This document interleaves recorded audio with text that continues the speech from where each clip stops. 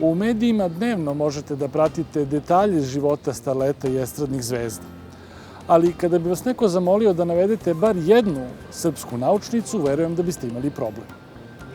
Njihovo odsustvo u medijima je upadljivo, ali je primetno da o srpskim naučnicama ne možete mnogo saznati ni u udžbenicima, ni u enciklopedijama. Dve naše svakako najpoznatije naučnice su Mileva Marić-Einstein i Ksenija Atanasijević.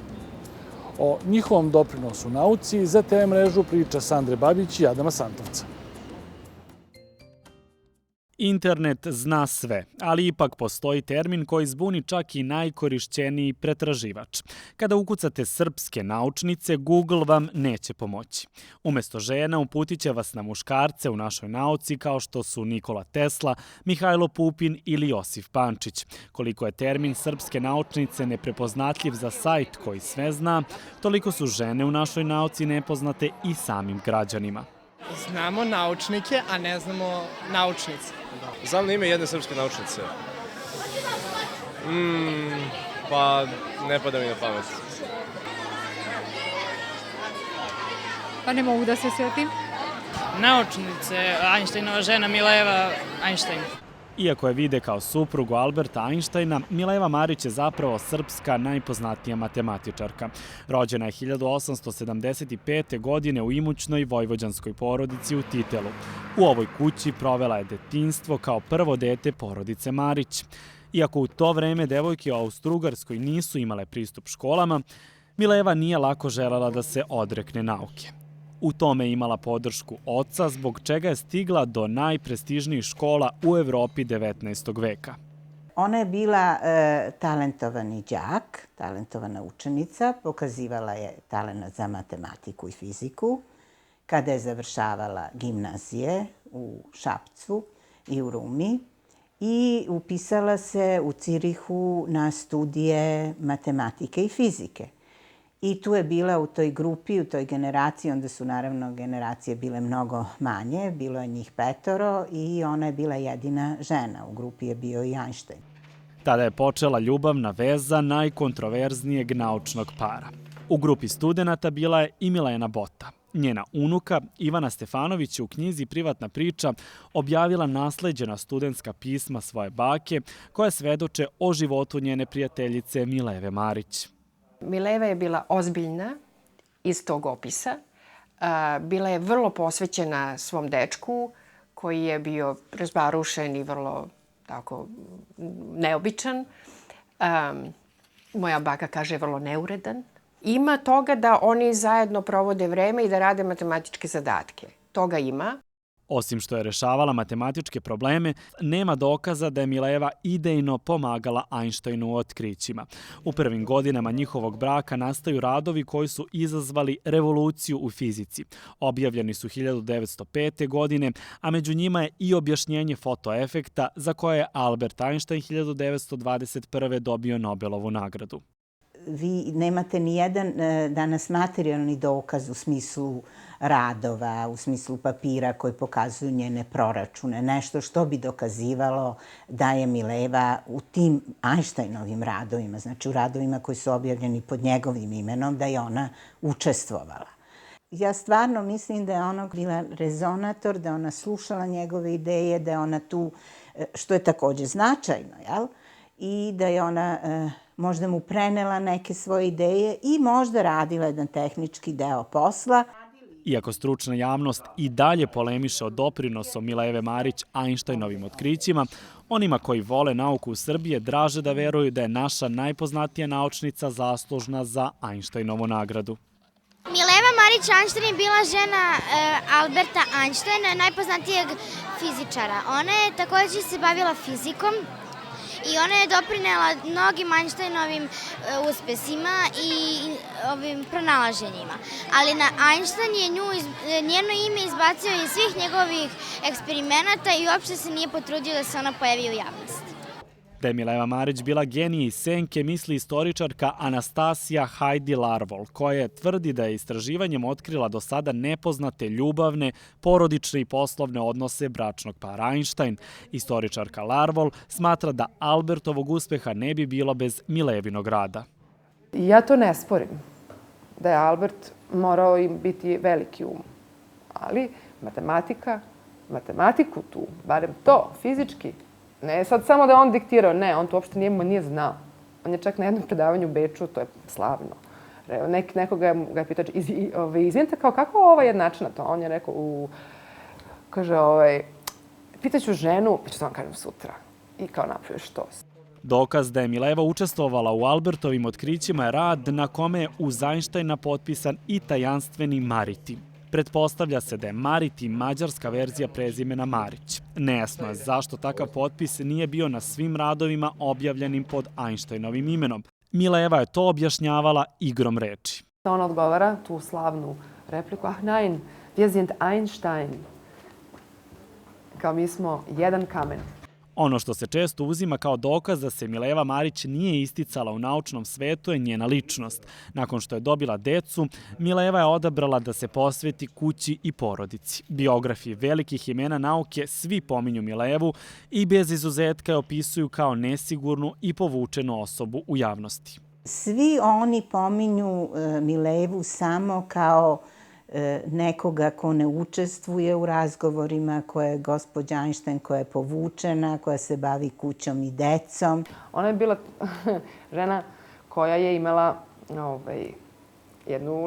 jedan kuk koji ne valje, znači hramala je blago. Nije bila harizmatična, nije bila lepa.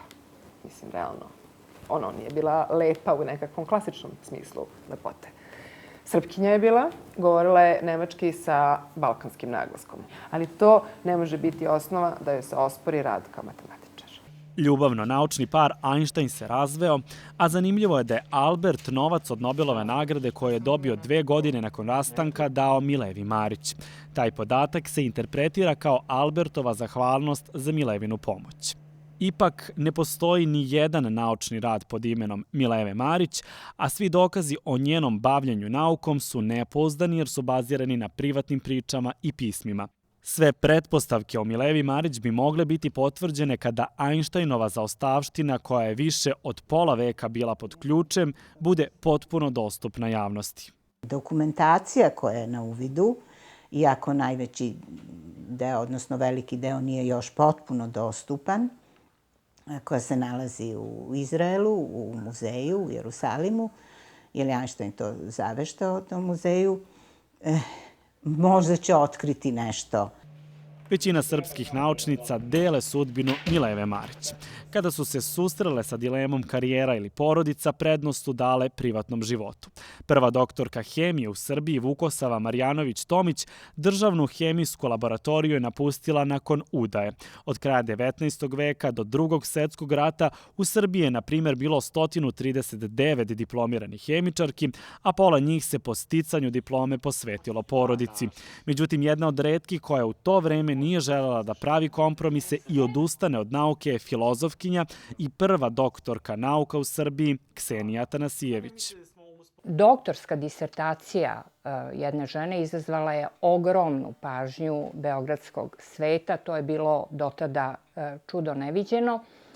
I Ksenija je opisala atmosferu sa njenog diplomskog ispita. Ona kaže: sala je bila prepuna beogradskog sveta. Ja i moja ispitna komisija jedva smo disali koliko se ljudi tiskalo u toj sali. Rođena Beograđanka, doktorirala je 1922. godine na Filozofskom fakultetu u Beogradu. Proboj Ksenije Atanasijević u akademski život Srbije nije bio nimalo prijatan. Istakla bih jedan detalj sa polaganja tog doktorskog ispita, jedan autentičan detalj. Jedan od članova komisije zapitao je onog drugog, kaže: šta vi mislite, da li je sa hormonima ove mlade dame sve u redu? Prosto bilo je toliko uvreženo mišljenje o tome da su žene inferiorna bića, da se posumnjalo u to da li je ona uopšte ženskoga roda. Bez obzira na sve uvrede, prozivke i čuđenja, Ksenija Tanasijević je uspela da tokom karijera objavi 400 dela. Najznačajnije knjige su Brunovo učenje o najmanjem, Jugoslovenski mislioci kao i 2 toma filozofskih fragmenata. Njeni radovi objavljeni su i na francuskom jeziku, a 25 godina citirana je u Enciklopediji Britanika. Naša prva filozofkinja je doprinela nauci i tako što je na srpski prevela neka od najznačajnijih dela svetske filozofije.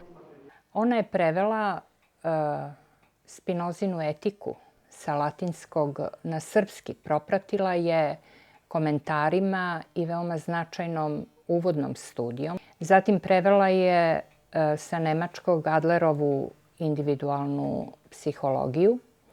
A nakon Drugog svetskog rata ona je prevela Platonov dijalog Parmenid sa starogrčkog i Aristotelov ogroman organon takođe.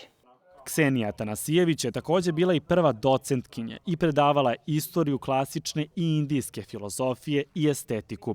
Međutim, nikada nije postala ni vanredna profesorka, jer su je muške kolege proglasile plagijatorkom. Taj plagijat nikad nije dokazan, jer ga jednostavno nije ni bilo. To je zapravo bila jedna smicalica te rodno homogene univerzitetske zajednice koja nije mogla da podnese prisustvo jedne žene uz to toliko talentovane, toliko interesantne, toliko na kraju krajeva plodne. Ksenija Tanasijević je bila primorana da podnese ostavku. Ipak, napuštanje fakulteta za nju nije značilo napuštanje nauke. Malo je poznato da ona nije bila samo akademska filozofkinja, nego i angažovana intelektualka. Svojom istrajnošću u muškom svetu nauke postala je simbol ženske emancipacije. Njena osnovna filozofsko-antropološka, ontološka ideja je zapravo da su sva ljudska bića jednaka i da je ljudska ličnost prema tome neprikosnovena. Iz ovog osnovnog stava proističe i njen feminizam, i njen antifašizam, i njena borba protiv antisemitizma i njen ogroman društveni angažman. Iako su svi saglasni da je za prodor žena u srpsku nauku zaslužna njihova hrabrost, talenat i upornost, najvažniji preduslov za uspeh naučnica bila je podrška porodice, a pre svega njihovih očeva. Jer da očevi nisu bili spremni da svoje kćeri šalju po belom svetu, da se uče teškim naukama, ni devojke ne bi mogle tamo da stignu. Ali ti očevi su bili ti zreli, moderni, otvoreni ljudi koji su znali da njihove kćeri vrede isto koliko i njihovi sinovi i da im svima treba škola. Što bolja, to bolje. Iako su ostvarile uspehe u svojim oblastima, nijedna od istorijski značajnih žena u nauci nije dobila nikakvo državno priznanje. Kuća Mileve Marić u Novom Sadu nema ni spomen ploču i godinama nije ostvareno obećanje da će se na tom mestu napraviti muzej posvećen poznatoj gospođi Einstein. Ksenija Tanasijević, osim što je izbačena sa univerziteta, nije postala ni članica Srpske akademije nauka i umetnosti, u kojoj se i dan danas žene tradicionalno ne podržavaju. Tek svaki 10. član je naučnica. Ipak, takva atmosfera ne obeshrabruje žene da nastave puteve pionirki srpske nauke.